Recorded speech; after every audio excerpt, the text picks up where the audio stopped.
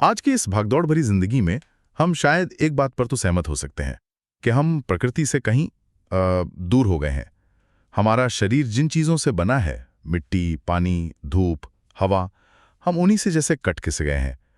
तो सवाल ये उठता है कि क्या स्वास्थ्य की राह वापस प्रकृति की ओर जाती है?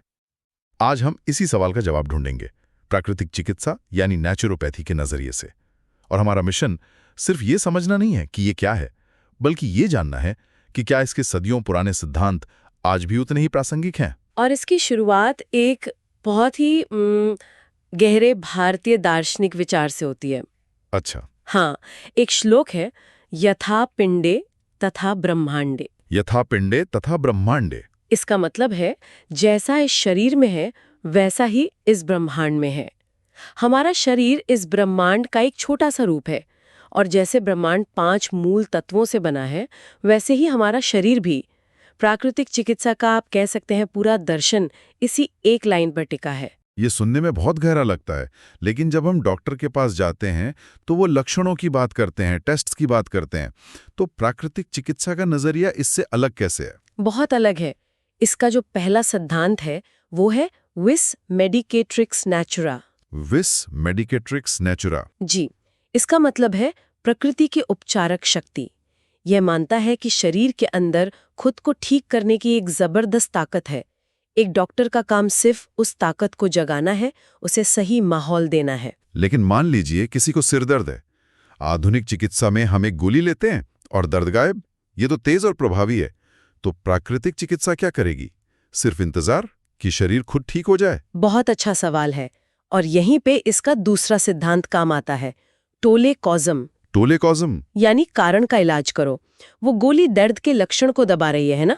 हाँ। लेकिन सिरदर्द क्यों हुआ? क्या नींद की कमी से, तनाव से या पेट की गड़बड़ी से? उसका इलाज नहीं कर रहे। प्राकृतिक चिकित्सा उस जड़ पर काम करती है। ये सिर्फ लक्षणों को दबाने में विश्वास नहीं रखती। समझ गया। मतलब वार्निंग साइन को इग्नोर नहीं करना है। बिल्कुल, क्योंकि ऐसा करना शरीर की चेतावनी संकेतों को नजरअंदाज करने जैसा है। ठीक है, तो ये सिर्फ लक्षण दबाने के बजाय जड़ तक जाने की बात है। और भी सिद्धांत हैं इसके? हाँ, कुछ और भी हैं जो इसी सोच को आगे बढ़ाते हैं, जैसे प्राइमम नॉन नोसेरे। इसका क्या मतलब हुआ? सबसे पहले कोई नुकसान ना पहुंचाओ। इलाज ऐसा हो जो शरीर को और कमजोर ना करे। फिर है टोले टोटम, यानी पूरे व्यक्ति का इलाज करो, सिर्फ बीमार अंग का नहीं, शरीर, मन, भावनाएं सब जुड़े हुए हैं। हाँ, और सबसे महत्वपूर्ण डोसेरा। डॉक्टर एक शिक्षक है जो मरीज को सिखाता है कि स्वस्थ कैसे रहना है, ताकि वो अपने स्वास्थ्य की बागडोर खुद संभाल सके। तो ये सारे सिद्धांत इस बात पर आधारित हैं कि शरीर खुद को संतुलित कर सकता है अगर उसे मौका दिया जाए। तो ये संतुलन किन चीजों के बीच में है? यहीं पे वो 5 तत्व आते हैं जिनके बारे में आपने शुरू में कहा था। बिल्कुल, पंचमहाभूत की अवधारणा, आयुर्वेद और प्राकृतिक चिकित्सा दोनों का आधार यही है। हमारा शरीर इन 5 तत्वों का एक अनूठा मिश्रण है। पृथ्वी, जल, अग्नि, वायु और आकाश। स्वास्थ्य इन 5 के संतुलन का नाम है, और बीमारी इनके असंतुलन का। प्राकृतिक चिकित्सा की सारी पद्धतियां इन्हीं तत्वों को वापस, मतलब संतुलन में लाने का काम करती हैं। चलिए इसे खोलकर समझते हैं फिर। सबसे पहले पृथ्वी तत्व। ये ठोस है, स्थिर है। इलाज में मिट्टी का क्या काम हो सकता है? एक मिनट, क्या कोई भी मिट्टी चलेगी? जैसे पार्क से उठाई हुई, उसमें तो इन्फेक्शन का खतरा भी हो सकता है। नहीं, बिल्कुल नहीं। और ये एक बहुत जरूरी सवाल है। प्राकृतिक चिकित्सा में इस्तेमाल होने वाली मिट्टी खास होती है। इसे जमीन से लगभग 3 से 4 फीट नीचे से निकाला जाता है। अच्छा।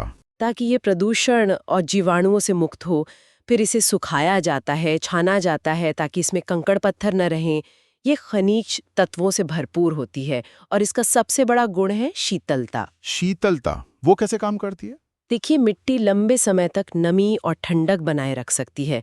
जब हम मिट्टी का लेप पेट पर या माथे पर लगाते हैं तो ये उस हिस्से की अतिरिक्त गर्मी और सूजन को सोख लेती है। ओह। ये एक प्राकृतिक एंटी इन्फ्लेमेटरी एजेंट की तरह काम करती है। साथ ही इसका एक और गुण है अवशोषण। ये त्वचा की रोम छिद्रों से टॉक्सिन्स को बाहर खींचती है। अच्छा, डिटॉक्स की तरह। हाँ, इसीलिए ये त्वचा रोगों, जोड़ों के दर्द और पाचन संबंधी समस्याओं में बहुत कारगर मानी जाती है। तो मिट्टी का सिद्धांत है शरीर से अशुद्धियों और अतिरिक्त गर्मी को खींचना। क्या पानी भी इसी तरह काम करता है या उसका सिद्धांत कुछ और है? पानी का सिद्धांत थोड़ा अलग है। इसे जल चिकित्सा या हाइड्रोथेरेपी कहते हैं और ये तापमान के विज्ञान पर काम करती है। पानी एक अद्भुत माध्यम है क्योंकि हम इसका तापमान आसानी से बदल सकते हैं और शरीर उस पर तुरंत प्रतिक्रिया करता है। मतलब ठंडा पानी और गर्म पानी दोनों का असर अलग-अलग होता होगा? बिल्कुल। 18 डिग्री सेल्सियस से नीचे का ठंडा पानी जब शरीर पर पड़ता है तो रक्त वाहिकाएं सिकुड़ जाती हैं। हम्म। ये शरीर के लिए एक झटके जैसा होता है जो आलस को दूर करता है और सूजन को कम करता है। इसके विपरीत 38 डिग्री से ऊपर का गर्म पानी रक्त वाहिकाओं को फैलाता है, मांसपेशियों के तनाव को कम करता है, रिलैक्स करता है। हाँ, और पसीने के जरिए शरीर से गंदगी बाहर निकालता है। और दोनों को एक साथ इस्तेमाल करने का भी कोई तरीका है? हाँ, और वो सबसे शक्तिशाली तकनीकों में से एक है एकांतर स्नान या कॉन्ट्रास्ट बाथ। Contrast bath. इसमें कुछ मिनट गर्म पानी और फिर कुछ सेकंड ठंडा पानी का इस्तेमाल बारी-बारी से किया जाता है। ये रक्त वाहिकाओं को बार-बार सिकोड़ता और फैलाता है, जो हमारे सर्कुलेटरी सिस्टम के लिए एक पंप की तरह काम करता है। अरे वाह! मैंने एक एथलीट के साथ काम किया था, जिसे मांसपेशियों की रिकवरी में बहुत दिक्कत होती थी। जब से हमने एकांतर स्नान शुरू किया, उसकी रिकवरी की गति लगभग दोगुनी हो गई। ये तो कमाल है। देखने में बहुत साधारण लगता है, पर असर बहुत गहरा है। बिल्कुल। पानी की ठंडक और शांति की बात तो समझ आती है, लेकिन इसका उल्टा क्या है? मतलब प्राकृतिक चिकित्सा में गर्मी और ऊर्जा का भी कोई स्थान है? निश्चित रूप से, और वो है अग्नि तत्व, जिसका सबसे बड़ा प्राकृतिक स्रोत है सूर्य। सूर्य? हाँ, इसकी चिकित्सा है सूर्य चिकित्सा या सन बाथ, और ये सिर्फ विटामिन डी के बारे में नहीं है, जैसा कि ज्यादातर लोग सोचते हैं। अच्छा, विटामिन डी के अलावा और क्या फायदे हैं इसके? हाँ, विटामिन डी तो सब जानते हैं, और सिर्फ 15-20 मिनट की सुबह की धूप उसके लिए काफी है। लेकिन प्राकृतिक चिकित्सा में इसे ऊर्जा का भोजन माना जाता था। सूर्य का प्रकाश हमारी जैविक घड़ी मतलब सर्केडियन रिदम को सेट करता है, जिससे नींद अच्छी आती है। ये सेरोटोनिन जैसे फील गुड हार्मोन्स के उत्पादन को बढ़ाता है, जो डिप्रेशन से लड़ने में मदद करता है, और इसका कीटाणुनाशक गुण तो सदियों से जाना जाता है।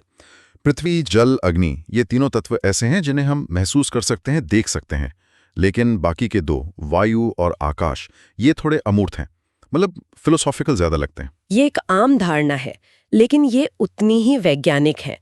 वायु तत्व का मतलब सिर्फ सांस लेने वाली हवा नहीं है। शरीर के अंदर होने वाली हर गति, रक्त का संचार, तंत्र का तंत्र में संदेशों का आना जाना, नर्व इम्पल्स। हाँ, कोशिकाओं का हिलना डुलना, ये सब वायु तत्व के अधीन है। जब यह तत्व असंतुलित होता है तो शरीर में दर्द, अकड़न और बेचैनी होती है। तो इसे संतुलित कैसे किया जाता है? इसका सबसे सरल और गहरा उपाय है प्राणायाम, यानी श्वास के व्यायाम। जब हम गहरी, लयबद्ध और सचेत सांस लेते हैं तो हम केवल ऑक्सीजन ही अंदर नहीं ले रहे होते, बल्कि हम अपने नर्वस सिस्टम को शांत कर रहे होते हैं। ये शरीर की फाइट या फ्लाइट प्रक्रिया को बंद करके रेस्ट एंड डाइजेस्ट मोड को सक्रिय करता है। मतलब बस कुछ मिनट की गहरी सांस भी हमारे ब्लड प्रेशर और तनाव के स्तर को कम कर सकती है। बिल्कुल। और आकाश तत्व, इसका क्या मतलब है? खालीपन। आकाश का मतलब है अवकाश या स्थान, स्पेस। हमारे शरीर को ठीक होने के लिए भी अवकाश की जरूरत होती है। इसकी सबसे शक्तिशाली चिकित्सा है उपवास चिकित्सा, यानी फास्टिंग थेरेपी। फास्टिंग? जी, उपवास का मतलब शरीर को भूखा मारना नहीं है। इसका मतलब है पाचन तंत्र को आराम देना, ताकि शरीर अपनी सारी ऊर्जा जो खाना पचाने में खर्च हो रही थी, उसे शरीर की सफाई और मरम्मत में लगा सके। अच्छा। ये शरीर को अंदर से शुद्ध होने का आकाश या स्थान देता है। लेकिन उपवास तो कई लोगों के लिए बहुत मुश्किल हो सकता है। क्या इसके कोई आसान विकल्प भी हैं? हाँ, बिल्कुल है। उपवास कई तरह का हो सकता है। ये जल उपवास हो सकता है, रस उपवास हो सकता है। इंटरमिटेंट फास्टिंग भी इसी में आएगा। हाँ, आजकल जिसे इंटरमिटेंट फास्टिंग कहते हैं, वो भी इसका एक रूप है। मुख्य विचार है पाचन अंगों को आराम देना। उपवास शरीर से जमा हुए विषाक्त पदार्थों को बाहर निकालता है, रक्त को शुद्ध करता है और हर कोशिका को एक नया जीवन देता है। ये शरीर का रीसेट बटन है। तो हमने पांचों तत्वों और उनकी चिकित्साओं को समझे। जी। क्या कोई ऐसी चिकित्सा भी है जो इन सबको जोड़ती हो, जो मतलब पूरे शरीर पर एक साथ काम करती हो? हाँ, और वो है मालिश या मसाज थेरेपी। ये सिर्फ आराम या विलासिता नहीं है, ये एक गहरी वैज्ञानिक प्रक्रिया है। अच्छा। जब मालिश की जाती है तो ये मांसपेशियों, जो पृथ्वी तत्व है, उसको आराम देती है, रक्त और लसीका के संचार यानी जल तत्व को बेहतर बनाती है, शरीर में गर्मी अग्नि तत्व पैदा करती है, तंत्रिका तंत्र वायु तत्व को शांत करती है और मांसपेशियों से लैक्टिक एसिड जैसे विषाक्त पदार्थों को निकालकर डिटॉक्स के लिए जगह यानी आकाश तत्व बनाती है। अरे वाह, ये तो एक ही प्रक्रिया में पांचों तत्वों को संतुलित कर रही है। बिल्कुल। तो इस सब का मतलब ये है कि ये सभी उपचार पद्धतियां, मिट्टी, पानी, धूप, श्वास, उपवास, मालिश, ये सब हमें एक ही मूल विचार पर वापस लाती हैं। बिल्कुल, कि स्वास्थ्य इन 5 तत्वों के बीच संतुलन का ही दूसरा नाम है। प्राकृतिक चिकित्सा का दृष्टिकोण शरीर को एक मशीन की तरह नहीं देखता जिसके खराब पुर्जे बदलने पड़े। यह शरीर को एक बगीचे की तरह देखता है जिसे सही मिट्टी, पानी, धूप और हवा की जरूरत है ताकि वो खुद फूल सके। यह शरीर की अपनी अंदरूनी बुद्धिमत्ता का सम्मान करना है। तो श्रोताओं के लिए एक अंतिम विचार ये हो सकता है कि आज की इस भागदौड़ भरी जिंदगी में इन 5 तत्वों में से किसी एक के साथ फिर से जुड़ने के लिए एक छोटा कदम कैसे उठाया जा सकता है। शायद आज कुछ मिनट नंगे पैर घास पर चलकर पृथ्वी तत्व को महसूस करें, या कुछ देर रुककर सिर्फ अपनी सांसों पर ध्यान दें, या सुबह की पहली धूप को अपनी त्वचा पर महसूस करें। ये सिर्फ एक हेल्थ टिप नहीं है, बल्कि अपने शरीर की उस प्राकृतिक बुद्धिमत्ता को सुनने का एक मौका है जिसे हम शायद भूल गए हैं।